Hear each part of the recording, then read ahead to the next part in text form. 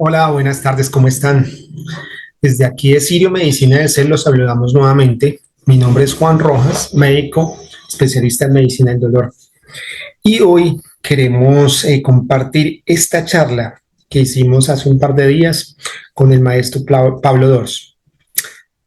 Pero Pablo Dors es un escritor, ha escrito más de 20 libros y uno de sus libros más importantes es la biografía del silencio, un libro que habla sobre la meditación y cómo llegar a ese estado donde el silencio se convierte en una herramienta muy importante para un bienestar, para llegar a un estado de bienestar. Entonces tuvimos esta charla donde desde mi búsqueda, en la búsqueda aquí de Sirio Medicina del Ser, le planteamos algunas de las inquietudes que se van presentando no solo con la lectura de sus libros, sino también escuchando sus charlas.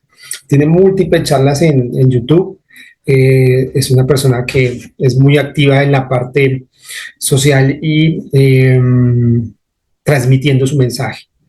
Pablo es un maestro, sacerdote, como les decía, es escritor, pero también tiene una práctica muy profunda sobre la meditación y también ha creado un grupo a nivel de España y Latinoamérica de Hermanos del Desierto, Amigos del Desierto, que es una comunidad en la que se dedican a meditar en el silencio y a través de los ejercicios de uno de los maestros, de Franz Jalik, en esos ejercicios de contemplación. Entonces, ¿Estás en qué ciudad? maestro, ahorita acabo de llegar a Lima. A Lima. Estás en Lima. Sí, yo soy de Colombia, de Medellín, pero estoy precisamente llegué aquí a Lima a un curso de psicología sistémica. Porque eres médico o psicólogo. Yo soy médico, hice medicina del dolor y también medicinas alternativas, entonces también trabajo pues, con yoga, meditación, pero mi terapia es más enfocada como a una terapia de la parte emocional, más que de la parte física. Ujú. Entonces, Interesante. bueno, maestro, primero darle las gracias. No, hombre, un placer. Al contrario. De verdad que para mí ha sido muy revelador encontrar sus libros y cada vez que leía algo más suyo, pues quedaba con muchas dudas, pero a medida que iba leyendo los libros, muchas respuestas llegaban, pero al mismo tiempo decía, bueno, yo tengo que conocerlo y poder entender algunas más situaciones de lo que he venido leyendo. Entonces, por eso, pues me tomé el atrevimiento de escribirle, de insistir, como que me diera esta oportunidad de este diálogo. Es un placer conversar contigo un ratito, Juan Mauricio. Claro que sí. Bueno, maestro, como le decía, pues parte de mi terapia es hablar con las personas. Muchas personas llegan pues con la connotación del dolor, de la medicina del dolor, pero siempre se deriva a esa parte donde va más allá, donde no es un concepto físico, sino como una búsqueda emocional, espiritual, y ahí es donde siempre trato de ayudar como buscando maestros, buscando herramientas. Entonces, quería empezar con eso. ¿Por qué hay que buscar un maestro?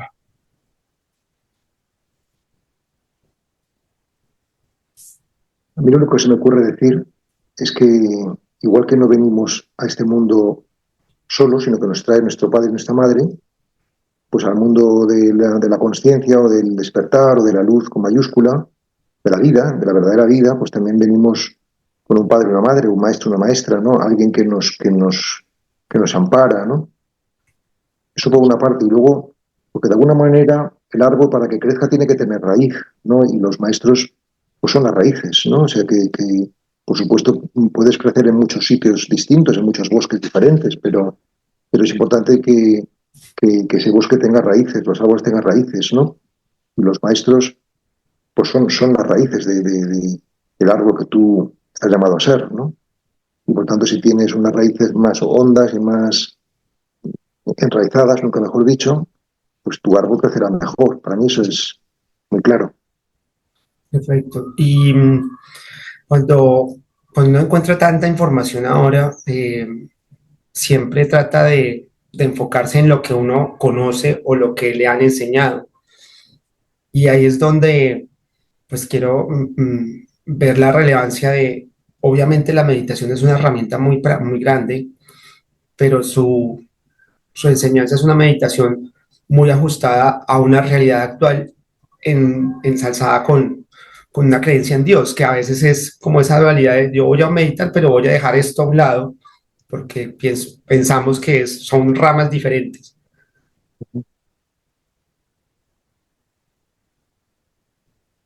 ¿Cuál sería la cuestión? ¿Que por qué pensamos que son ramas diferentes? Sí, porque no pueden haberse como En compenetrado. realidad es por nuestra ignorancia, porque en realidad toda la tradición meditativa siempre bebe de una tradición religiosa o de sabiduría. ¿No? Bueno, si queréis, el budismo a lo mejor se puede considerar que no es religión, pero bueno, pero en cierta medida sí que lo es, porque tiene también sus rituales sus textos sagrados y, en fin, tiene todo lo que conforma una tradición religiosa normal, ¿no? O clásica, ¿no? O sea, este desvincular la práctica del silencio de la tradición religiosa es una cosa muy, muy reciente. Se debe fundamentalmente al mindfulness, ¿no? Que es una como versión secularizada del budismo. Mm, Pero realmente, si tú haces el camino del silencio, pues te vas a encontrar con la supraconsciencia, te vas a encontrar con el absoluto, te vas a encontrar con algo que trasciende, y eso pues lo puedes llamar Dios o lo puedes llamar como te dé la gana, lo puedes llamar el Tao, lo puedes llamar el universo, pero en definitiva lo que vas a experimentar es que el mundo, el universo no es neutro, sino que está a tu favor. Es decir, que puedes confiar, ¿no? Y si puedes confiar es porque hay un fundamento de la confianza. A ese fundamento de la confianza los creyentes lo llamamos Dios, ¿no?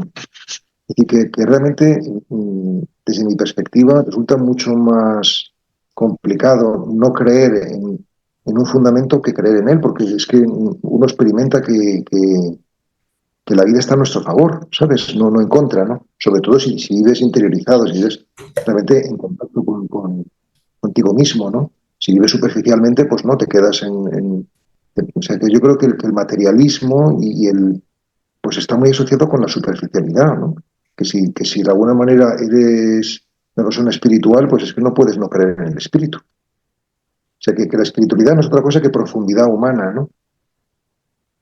Y los grandes maestros espirituales, no sé, piensa por ejemplo en Ramakrishna, o piensa por ejemplo en Yogananda, o piensa, no sé, pues realmente sí que en su inmensa mayoría, han hablado de Dios, ¿no?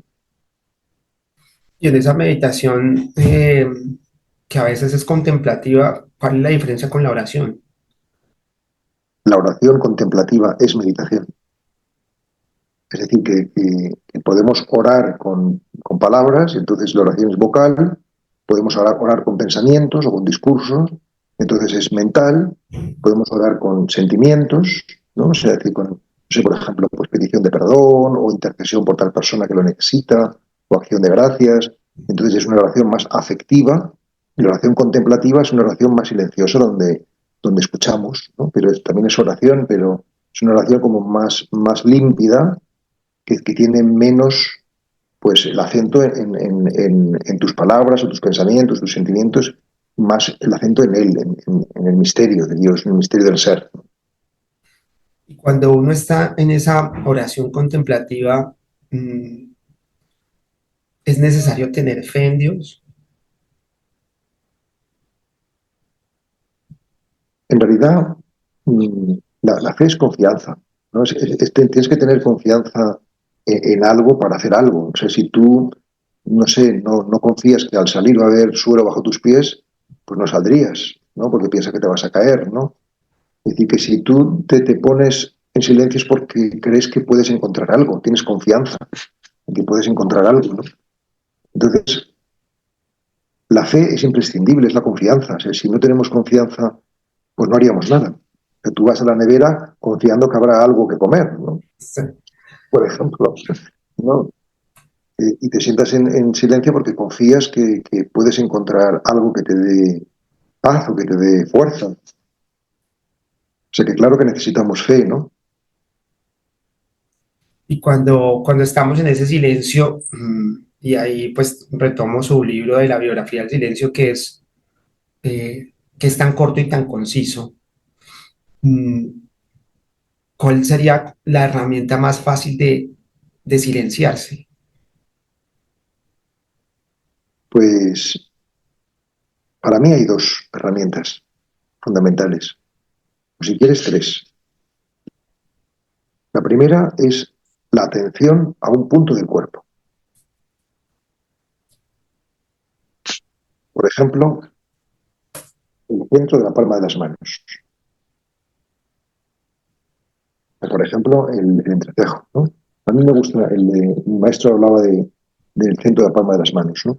Este punto, ¿no? El primero, atento a un punto del cuerpo. Ese sería como un primer anclaje. Un segundo anclaje es la respiración, la consciencia respiratoria. O sea, si tú estás en la respiración, percibiendo, no estás pensando, estás percibiendo.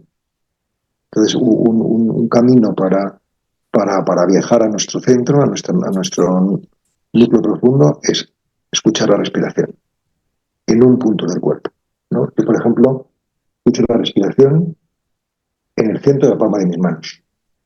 Ahí envío el aire al expirar y de ahí lo tomo al inspirar.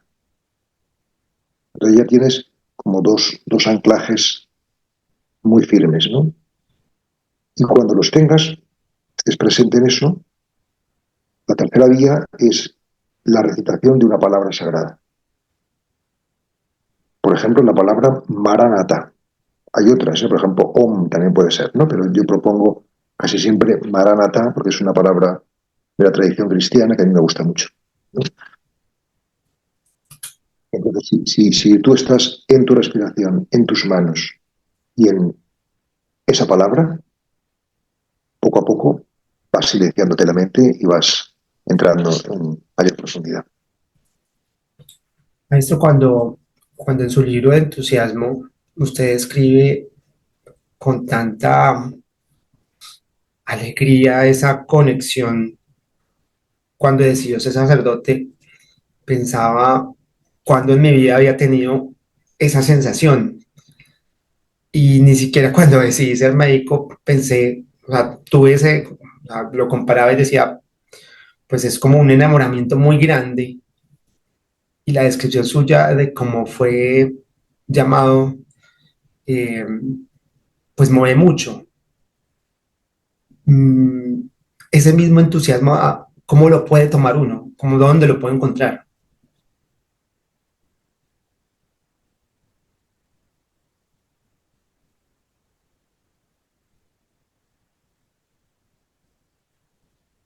Y tú no lo tienes. Yo he tratado de pensar, en algún momento yo dije voy a ser sacerdote cuando estaba en la adolescencia, pero no, pero comparando, pues me leí el libro y cuando decía, pues no era esa sensación, cuando me dijeron vas a ser médico, cuando pasé a la universidad decía, sí, pero tampoco fue ese momento y digamos que he revisado mis puntos de vida, mis anclajes, pues por decirlo así, y Uh-huh. decía, es una sensación demasiado, o sea, la descripción suya es una cosa maravillosa. Decía, lograr algo así es, ¿cómo? ¿Cómo llego ahí? En realidad, en realidad no lo sé cómo llegué ahí, es como, no sé, por cómo hemos llegado a esta vida. Pues porque se conoce que nuestros padres pues, tuvieron un encuentro amoroso y de ahí vinimos nosotros, pero no deja de ser un misterio, ¿no? Es decir, que realmente la conexión muy grande con la vida es un misterio, ¿no? O sea, pero evidentemente también hay cosas que lo fomentan, ¿no? Que lo propician, ¿no? Yo creo digamos que hay una serie de condiciones básicas.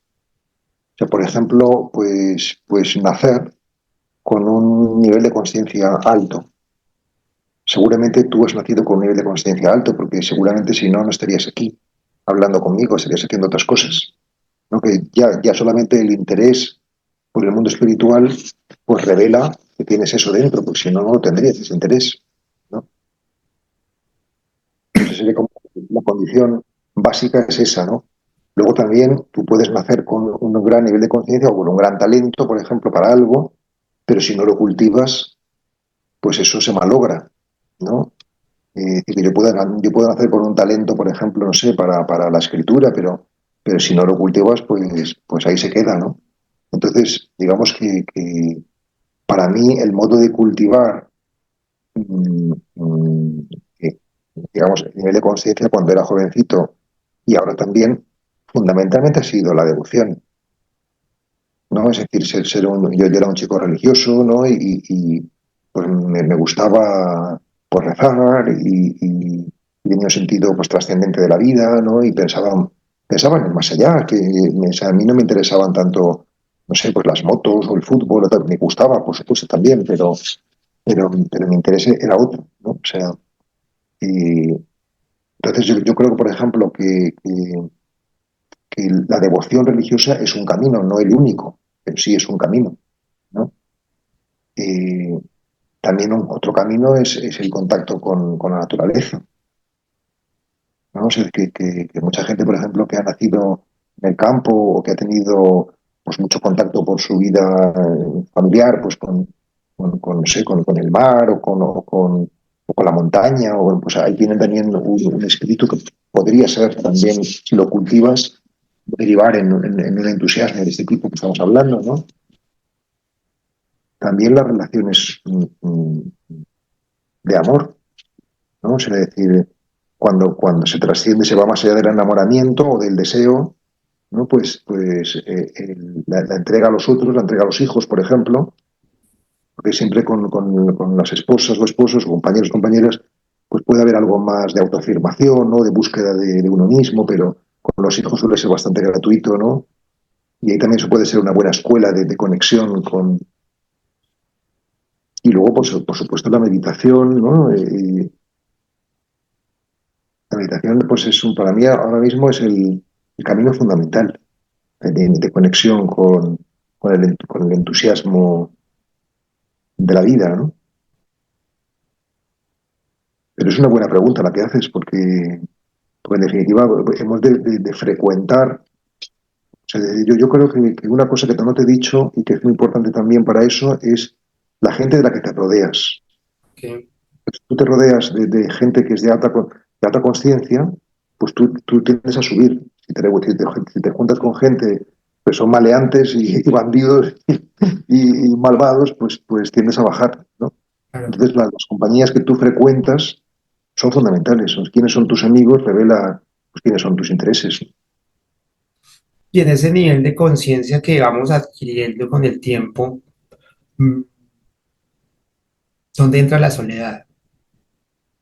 ¿Dónde entra la soledad? Sí, ¿Qué sentido? pues me voy al libro de los hermanos del desierto, donde usted describe cómo buscaba llegar a ese desierto, pero también como una búsqueda de estar solo, ¿cierto? Aunque mm, es como llegar a un nivel diferente, como a un estado mental diferente, donde el desierto acompaña a la soledad.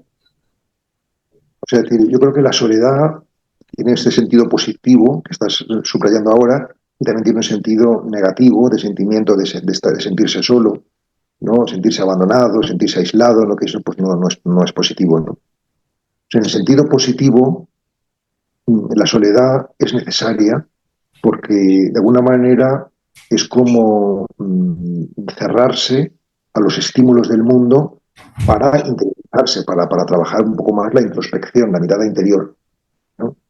Es decir, si estamos permanentemente fuera y no estamos solos, pues no estamos con nosotros mismos, pues estamos distraídos, estamos entretenidos. Entonces, buscar momentos todos los días, periodos, todos los años o todos los meses, ¿no? de soledad, es decir, de intimidad con uno mismo. La soledad de la que estamos hablando aquí es intimidad con uno mismo. Eso es necesario. Y cuanto más espiritual eres, más lo necesitas. O sea, ya no aguantas tanto tiempo de sociabilidad o de ruido o de estar con otros, necesitas pues estar contigo y estar con Dios, ¿no? O sea, es decir, y si lo necesitas, vas a ir buscando que tu vida sea así. O sea, que yo veo que mi vida, aunque aparentemente para la gente, pues es una vida muy social, de mucha gente, de mucho, pero realmente cada vez tengo más tiempo de soledad. O sea, esa es la pura verdad, ¿no? Y que está surcado por momentos de comunicación, pero también hay mucho tiempo de convivencia pues, conmigo mismo en mi habitación, en mi casa, ¿no?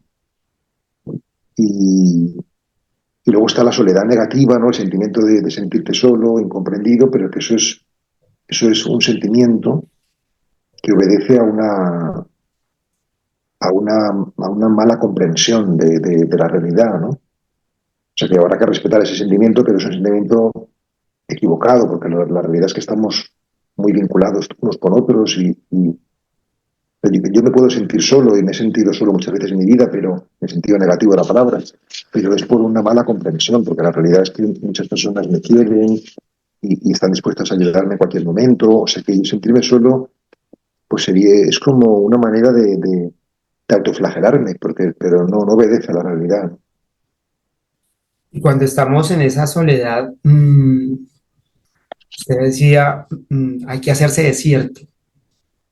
Estando en el desierto hay que hacerse desierto. Ya me quedó sonando porque uno muchas veces busca pues la naturaleza, busca esos viajes donde se conecta con la naturaleza y ese fractal del verde pues se vuelve como más, repercute más en nuestra mente y entrar en ese desierto como tal, con la vivencia suya en el desierto, eh, ¿cuándo es el momento? En realidad siempre es el momento de meditar, ¿no? Y de estar un poco solos con Dios, ¿no? Siempre es un momento adecuado para hacerlo, ¿no? Luego, pues evidentemente hay que volver, ¿no? O sea, no se puede uno quedar permanentemente ahí, porque la vida, a no ser que tengas una vocación de ermitaño, que es muy raro, ¿no? Pero tenemos una vocación social, casi todos nosotros, ¿no? Y por tanto hay que volver.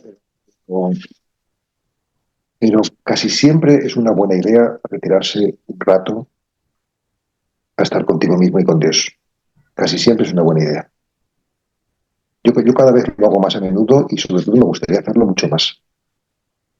Cuando uno se va en esa búsqueda de Dios, uno espera a veces como, como ese encuentro místico, ¿cierto? Pero Y eso es muy ingenuo, ¿no? ¿cómo? Es como, no sé, perdona el ejemplo que te voy a poner, es como pensar que la vida en pareja es todo un orgasmo. Pues no, un orgasmo son unos segundos de una vida de 40 años, ¿no? A lo mejor todos los orgasmos juntos dan 3 minutos, ¿no? Pero luego has estado 30 años, ¿no? O sea, pues con Dios es igual. Pero en esos momentos donde se muestra un encuentro místico, así como usted los ha tenido, que Pero yo he tenido muy pocos, ¿eh? sí, Muy pocos. Es decir, místicos, donde realmente tú ves una presencia abrumadora o sea, un rapto. O sea, pero yo conozco a gente que sí que tiene bastantes, pero yo he tenido pocos. Pero realmente no tiene ninguna importancia, porque lo importante no es la cantidad de orgasmos que has tenido con tu esposa, sino que lo importante es si hay una vida de amor con ella, ¿no? claro, Perdona el ejemplo, pero es que me resulta muy claro, ¿no? Lo importante es si tu vida con tu pareja, con tu mujer, es una vida de amor, eso es lo importante. Lo otro, pues son premios, son regalos, son fiestas, ¿no? Pero pues, si vienen, pues bienvenidos, pero tú no estás para eso, estás para vivir en amor, ¿no? para encontrarse, sí. Y yo Maestro, creo que hay que purificar eso, porque si no, estamos siempre esperando, pues, ujú. y eso lo convierte en una utilización, ¿no? Utilizamos la meditación para sentir eso, ¿no? Es como si utilizas a tu compañera de vida para tener un órgano, pues entonces, mal asunto, ¿no? Y no hay amor, hay una cosificación, ¿no? Y lo digo porque muchas personas que consultan cuando les hablamos de, o sea, se les habla de meditación, es como si se les indujera a algo que está fuera del plano normal, como si fuera una experiencia diferente. Y esa es como la sensación que se llevan cuando les digo, es momento de que medites, es momento de que estés contigo, quedan como desubicados. Sí, a ver, como no estamos acostumbrados a vivir, digamos, a tener una mínimo de introspección, ¿no? O de mirada interior, pues nos parece que es algo exótico, que es algo raro, que es algo extravagante, pero eso es por nuestra ignorancia, ¿no? Eso es hasta que aprendamos a que es importante, pues, escuchar, mirar, o sea, bueno, es algo nuevo porque no nos han educado así, pero, pero realmente lo necesitamos. O sea, si no estamos como sobrecargados permanentemente, ¿no? O sea, sentarse y no hacer nada más que respirar, pues también es interesante, ¿no? Sí, claro, es un momento diferente. Maestro, cuando usted habla de esa parte oscura de, digamos que oscura, no, negativa de la soledad, pero también es como entrar en esa parte de la oscuridad, ¿no? Y en ese, en ese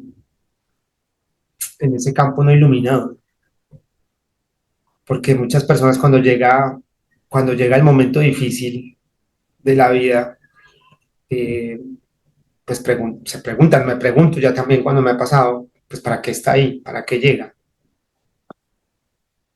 ¿A ti qué tienes ahora mismo que te preocupe especialmente, No, Mauricio? Juan? desde mi perspectiva, ahora lo estoy viviendo, digamos que ha sido un año difícil familiarmente, pues situaciones en pareja, en familia, y uno dice, bueno, todo esto hace también parte de esas subidas y bajadas, pero cuando estamos ahí en ese valle donde, donde a veces la luz no se ve tan clara. ¿Estás en un valle ahora? No, ya, yo creo que ya lo he superado, ahorita estoy saliendo de la gripa, pero sí lo he sentido y mi pareja lo ha sentido mucho. Entonces, no sé cuáles son las herramientas, porque a veces yo les digo, confiemos en Dios, pero no todos tenemos la misma fe. No, sobre todo porque no basta decir confiar en Dios, sino que hay que buscar el modo de hacerlo, porque si no se queda en una buena intención, ¿no? O en un propósito teórico, ¿no? Entonces, por ejemplo, pues empezar a meditar o empezar a ir a misa, por ejemplo, ¿no? O sea, o lo que cada uno determine lo que puede hacer, pues es una manera de empezar a darle gasolina al coche para poder confiar, ¿no? En Dios, ¿no? O sea, que lo importante cuando decimos eso es darle un contenido real, que no se quede en palabras bonitas, ¿no? Porque si no resultan al final no bonitas, sino palabras pues, que nos echan para atrás, que se convierten en contraproducentes, ¿no? Mucha gente se ha alejado de la fe o de Dios porque lo ha considerado pues que es no sé, una comedura de cabeza, una comedura de coco, ¿no? Decimos nosotros aquí. Muchas palabras, pero poca realidad, ¿no? En realidad, la espiritualidad es el cultivo de uno mismo, del cultivo del ser, ¿no? Y hemos de cultivarlo pues, con la palabra, con el silencio, con el ejercicio, con el diálogo, ¿no?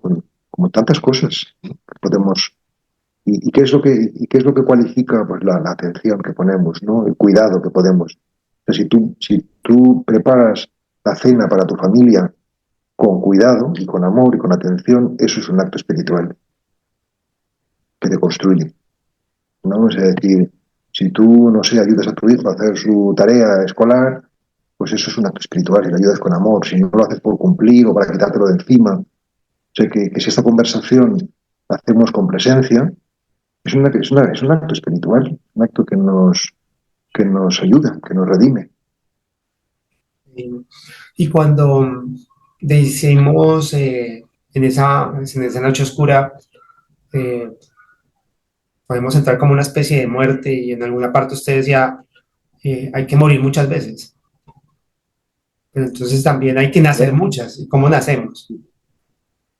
En realidad estamos muriendo siempre, en todo momento. O sea, cada día es una pequeña muerte porque nos perdemos la conciencia, ¿no? O sea, entramos en el sueño, con sueños y luego en el sueño profundo. O sea, que cada momento es una muerte a ese momento y un nacimiento al momento siguiente, ¿no? O sea, en la medida en que pones conciencia en esto, que todo está muriendo y renaciendo continuamente, pues te vas preparando para la gran muerte, ¿no? De cuando demos el último suspiro, y también para las muertes periódicas que nos toca hacer en la vida, de morir a un personaje, a una situación, a un rol, a un papel que tú has jugado en tu vida, y ahora, pues, yo qué sé, porque te jubilas o porque se muere tu ser querido, o por lo que sea, pues nos toca, pues, recrear nuestro ser de una manera diferente, ¿no? Pero yo creo que la diferencia entre una persona que está más despierta y otra que está menos es que la que está más despierta sigue muriendo, pero sin drama. No hace un drama de sus muertes, ¿no? O sea, sino que las vive con mayor serenidad, incluso con alegría, ¿no? Yo, por ejemplo, tú ya escribí en mi diario: espero con ilusión mi vejez, mi enfermedad y mi muerte. Porque es la mejor manera de prepararse, ¿no? O sea, decir, realmente esperarlas con ilusión, no con miedo, ¿no? Pero con miedo, entonces tú vas engendrando, te vas preparando para el temor, mientras que si las esperas con ilusión, pues vas generándolo como que van a ser algo bonito dentro de sus límites, ¿no? ¿Cómo se prepara uno para la enfermedad?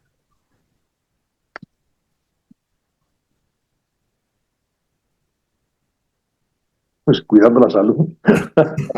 Pero a veces llega sin, porque muchas personas, por ejemplo, bueno, dicen, me cuido, hago ejercicio y de pronto aparece un cáncer. Y dicen, pero ¿qué fue lo que yo hice o que no hice para que llegara esta visita a acompañarme?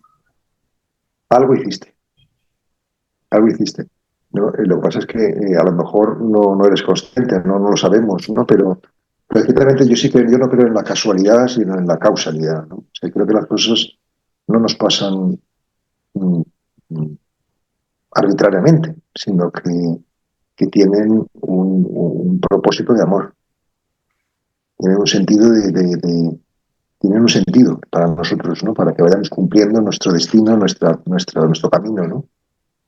Y pensarlo así no solamente ayuda a vivirlo mejor cuando aparece, sino que ayuda a que aparezca menos. ¿Sí? Sí, o sea, si tú piensas si tú no crees en que es casual, sino que piensas que de alguna manera es causal, te vendrán menos cosas negativas, o menos tragos difíciles, más que negativas, ¿no?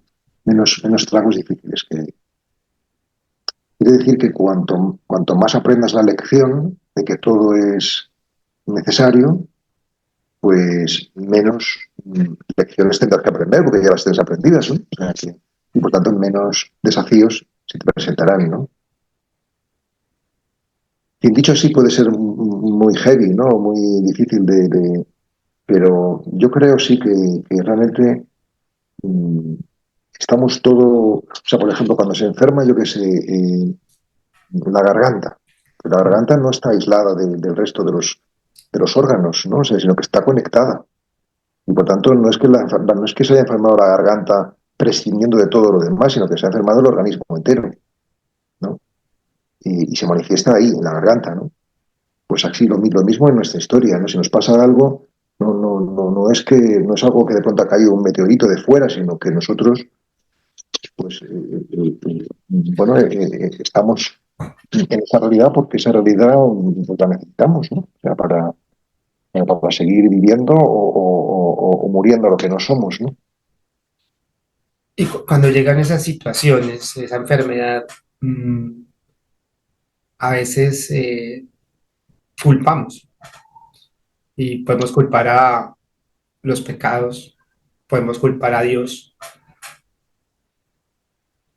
¿Cuál es cuál sería lo adecuado Lo a adecuado esa es pregunta? eliminar la culpa, porque la culpa es una forma de autocastigarse, de autoflagelarse, ¿no? Y eso no ayuda. No ayuda que encima de que tienes una dificultad, pues te machaques a ti mismo diciendo que soy culpable, ¿no?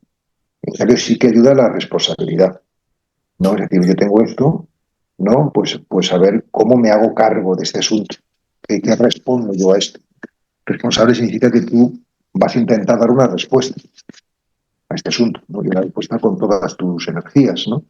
Si es yo qué sé, pues si es una enfermedad grave, pues qué puedes hacer desde un punto de vista biológico, qué puedes hacer desde un punto de vista emocional, qué puedes hacer desde un punto de vista espiritual, o sea, tienes que trabajar, tienes que responsabilizarte y dar respuesta a eso, para que realmente pues puedas superarlo, o puedas aprender de ello, o puedas pues digerirlo de la mejor manera posible, ¿no?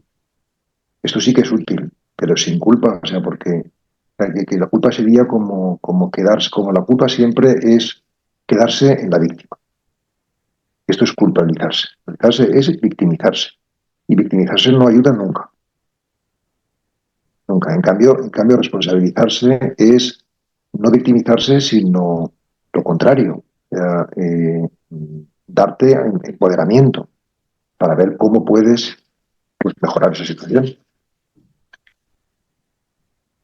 Claro, es fácil decirlo, luego vivirlo, pues tenemos nuestras dificultades todos, ¿no? Pero, pero yo creo o sea, yo por ejemplo ahora no estoy en absoluto en el rol de víctima, yo creo que nunca. Alguna vez puede ser, no sé, pero yo creo que nunca ya me victimizo. O sea, nunca pienso ni siento que las cosas me pasen por mala suerte o pobre de mí, ni nada por el estilo. O sea, yo soy ya, por ejemplo, eso lo he superado, otras cosas no. Yo sigo aprendiendo, ¿no? O sea, no estoy ya por encima del bien y del mal, pero realmente el camino espiritual, Juan Mauricio, es eficaz. O sea, realmente si lo tomamos en serio, nos ayuda mucho. Y ahí, cuando uno está sintiéndose víctima, puede ser también por esos traumas infantiles o traumas de la infancia, esas memorias que carga, como la Decir eso muchas veces nos justifica, ajá, pero no nos acaba de ayudar. O sea, es decir, que a lo mejor empezó ahí, pero eso no es interesante. Esa es la perspectiva psicoanalítica y tal, que puede ser culturalmente interesante, pero espiritualmente, en general, es poco fecunda, ¿no? O sea, es decir, más que decir, bueno, esto se debe a mi infancia, que me hicieron tal, ¿no? La cuestión es cómo puedo pensar yo esta realidad para que me deje de hacer sufrir. ¿No? Es decir, que lo que nos hace sufrir no es el dolor que nos infligieron en el pasado, sino la historia que nos contamos en el presente. Y sobre esa historia sí que puedes intervenir. y ahí intervengo con la meditación. Con la meditación y con la comprensión, ¿no? El nivel cognitivo y el nivel contemplativo, el silencio y la palabra, ¿no? Las dos cosas ayudan, ¿no? O sea, no sé, una conversación interesante como esta que estamos teniendo, pues puede ayudar a clarificar, ¿no? Y eso puede, en fin, ayudarte en tu camino.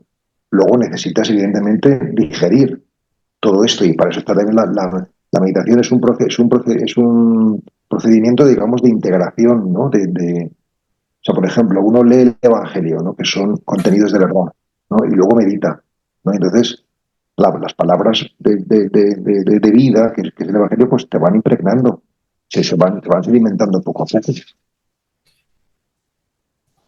Maestro, cuando ahí te retomo en la parte del peregrino ruso, cuando él dice, ten piedad de mí, o sea, a mí la palabra, o sea, la frase completa de Señor Jesús, ten piedad de mí, a mí la piedad no me cuadra, o sea, no la entiendo. Bueno, entiendo porque a lo mejor la entiendes en sentido de lástima. Sí, como si, además, pues decir Señor, pues no sé, como pidiendo un clamor. Uh-huh. ¿Por qué no quieres clamar a Dios? A veces es porque uno piensa, bueno, lo voy a reponer en una perspectiva más amplia, pero como que no está seguro que esté escuchado o no está seguro si realmente esa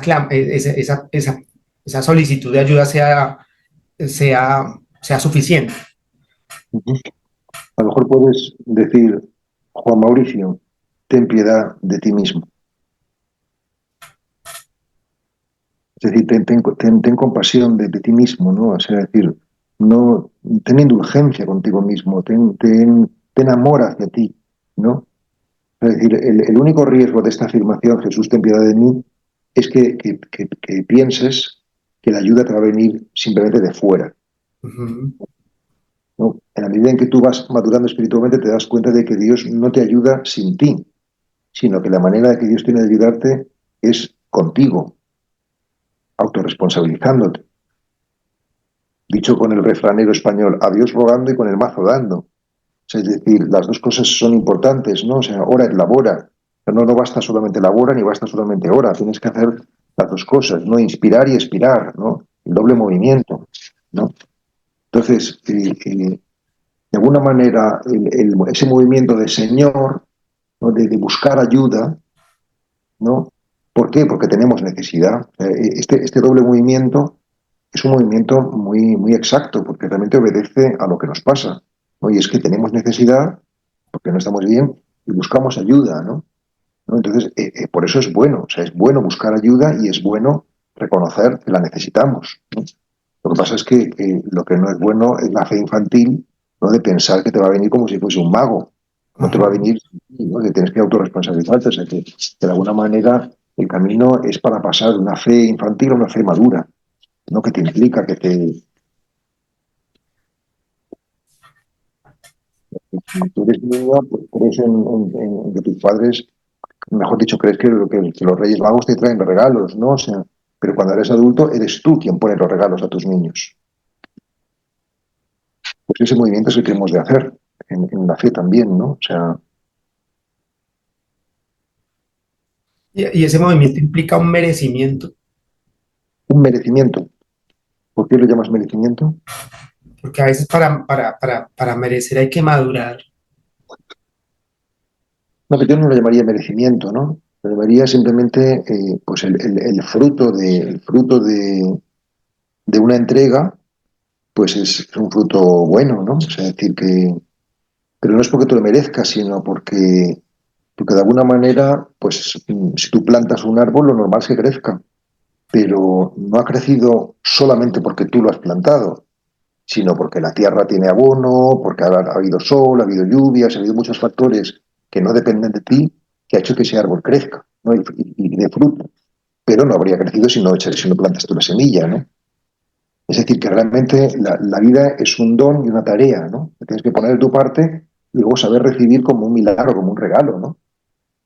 Porque quién iba a decir que en esa semilla estaba ya el árbol, pero sí que estaba, pero claro, ha habido todo un proceso, ¿no? Y así pasa en nosotros igual, hay un proceso de gestación y de alumbramiento hasta que damos frutos, ¿no? Entonces esos milagros que a veces ocurren dependen de uno.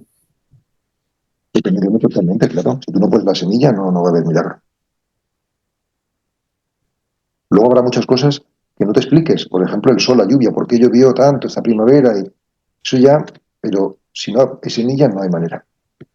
Mira, maestro, cuando en el libro de devoción al final usted habla de esos nuevos mandamientos, esa explicación me pareció tan hermosa aterrizar esos mandamientos a la hora, ¿No? como tan reales, porque sí, yo creo que, no sé si yo solo, pero muchos con los que hablo tenemos esos conceptos religiosos de unos mandamientos muy cuadrados, cuadriculados, y ahora verlos, escucharlos o verlos plasmados en cómo solo representa, hace que uno tenga una perspectiva diferente de Dios. Claro que sí. Es que a veces necesitamos, todos necesitamos, ¿no?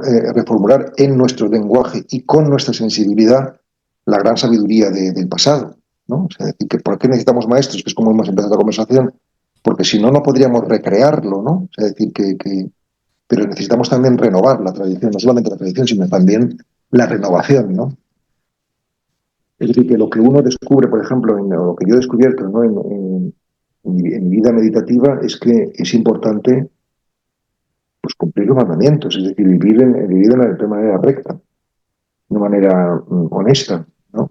Porque si no, pues lo que tejes por la mañana lo destejes por la noche, ¿no? O sea, que tú puedes rezar mucho y meditar mucho, pero si luego vives atracando bancos, como digo en el libro de devoción, pues no te funciona la cosa, ¿no? O sea, que evidentemente es importante cultivar pues todo, el interior y el exterior, ¿no? La vida moral y la vida espiritual, ¿no? Y en en esa remembranza de las escrituras, eh, cuando leía la biografía de la luz, pues hay una explicación pues muy claras de esos evangelios.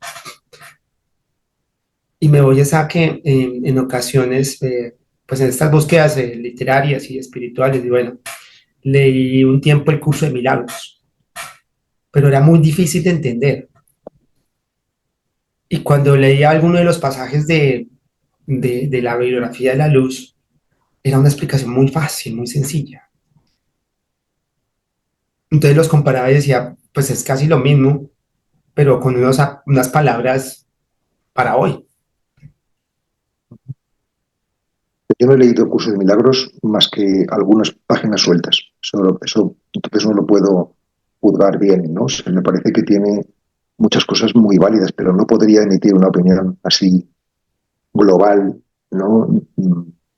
Para mí lo más válido que tiene es que, al igual que lo que yo intento vivir, pues es un enfoque más profundo, ¿no? Más místico de Cristo, no tan externo o tan simplemente doctrinal o ético, no simplemente, sino que es más profundo, en definitiva, ¿no? Yo creo, por ejemplo, esta conversación, no creo que sea una conversación muy difícil. Pues a veces podemos haber tocado cosas muy profundas, pero creo que se puede entender si uno está metido en este mundo de intereses, ¿no? O sea, que las cosas deben ser sencillas, porque si no se queda uno en la mente, ¿no? Y la mente pues no amuebla el alma, ¿no? O sea, amuebla la cabeza, pero no alimenta el alma, quiero decir, ¿no? Por tanto, la simplicidad de corazón, ¿no? Es fundamental. Porque si no te conviertes pues, en un intelectual, una persona muy erudita, que bueno, que pues, tendrá su historia, pero no, pero no caminas hacia la luz, ¿no? No, Nos cortó un poco la porque si no comunicación. estarías aquí y no habías leído todos estos libros. Y, y aparte que yo tengo ya nada más 5 minutitos más, ¿no? Bueno, maestro, ya para terminar, Mauricio. quería preguntarle, en esa búsqueda espiritual, usted hablaba hace un par de semanas sobre la vida del corazón, la vía del corazón. ¿Cómo es eso?